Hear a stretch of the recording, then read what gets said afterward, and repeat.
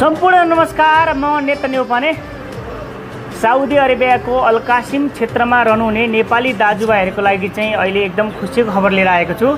यही जुन 20 तारिक शुक्रबारका दिन नेपाली राजदूतावास रियाद र गैर नेपाली सङ्घ क्षेत्रीय समन्वय समिति अल-कासिमको संयुक्त पहलमा पासपोर्ट नवीकरणको घुम्ती सेवा चाहिँ आउँदैछ। सबैजनालाई जानकारी होस्।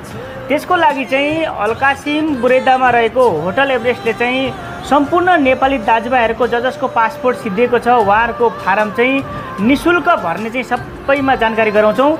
यदि तपाईँको फारम भर्नुपर्ने छ, पासपोर्ट सिद्धिएको छ भने तपाईँहरू चाहिँ बुरेदामा रहेको होटल एभरेस्टमा आएर सम्पर्क गर्नुहोला, जहाँ चाहिँ सरहरूले सबैजनाको चाहिँ पासपोर्टको फारम चाहिँ निशुल्कमा भर्नुहुनेछ। तपाईँहरूले मलाई सम्पर्क गर्न सक्नुहुन्छ सिधा, नत्र होटल एभरेस्टमा रहनुभएका सम्पूर्ण सरहरूलाई तपाईँले सम्पर्क गर्नुहुन्छ अथवा स्टाफहरूले पनि तपाईँहरूलाई चाहिँ सहजताको वातावरण गराउनेछन्। तपाईँहरूको दिन शुभ। चाहिँ हाम्रो टिमले चाहिँ धमाधम अहिले पनि पासपोर्टको फारमहरू भर्ने काम चाहिँ गरिरहेको छ। हाम्रो टिका सर हुनुहुन्छ, उहाँले भरिरहनु भएको। त्यस्तै म भएँ, मैले भरिरहेको। हाम्रो सुरेन्द्र तुम्बाम्फे सर हुनुहुन्छ, उहाँले भरिरहनु भएको छ। ल तपाईहरू हामीलाई सम्झिनुहोस्।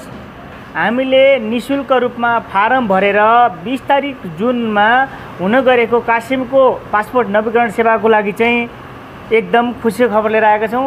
हस्त, धन्यवाद, नमस्कार, जय नेपाल।